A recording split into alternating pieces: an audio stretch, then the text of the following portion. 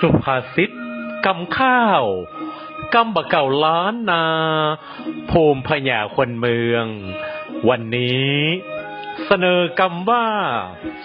ไฟในอย่านำออกไฟนอกอย่านำเข้ามันจั่งเอาไม่ปลายลูนคติคำสอนสั่งวอนลำลึกเพื่อมันสำนึกยึดไว้ในใจไฟนอกนั้นไซละไว้แสนไกลเปิ้นว่าไฟในอย่านำออกเจ้าประมาทลาสาจั่งปาหม่นเศร้าหอเหือนเฮาเอาฮ้อนปล่อยไฟนอกตามลุกลามยอกย้อนเข้ามาเอาค้อนปลายในเป็นเป๋วเอาลุกซ้อนซุกไก่ใจเดือดร้อนฮ้อนในเผาตาหล่นหน้าเหมือนกันไฟในอย่าไขออกเฮือลุกลามมานอกหัวยึดเป็นลักใจอย่าได้สีสัวเฮือได้สูญมัวผัวพันสิ่งเป็นความลับอย่าเฮือหูหันสิ่งใดสำคัญเก็บเมียดเน้อเจ้าเรื่องคนอื่นนั้น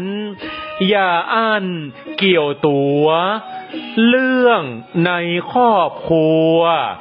อย่าเปิดเผยเจ้า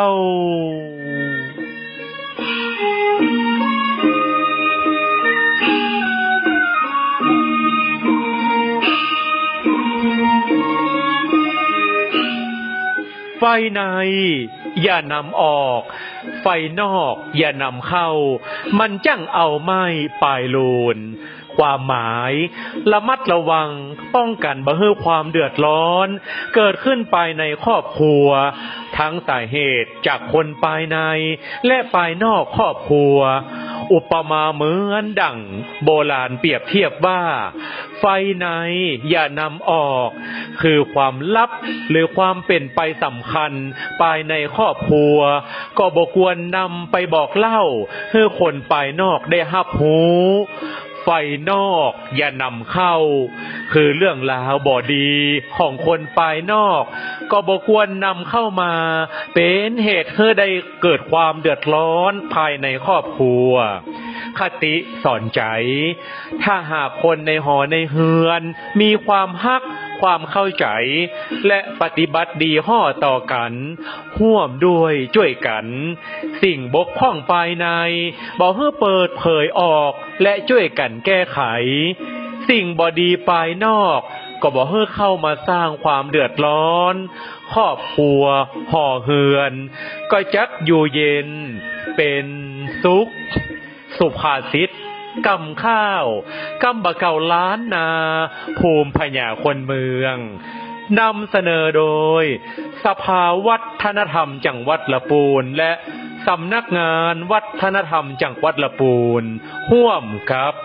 สถานีวิทยุกระจายเสียงแห่งประเทศไทยจังหวัดลำพู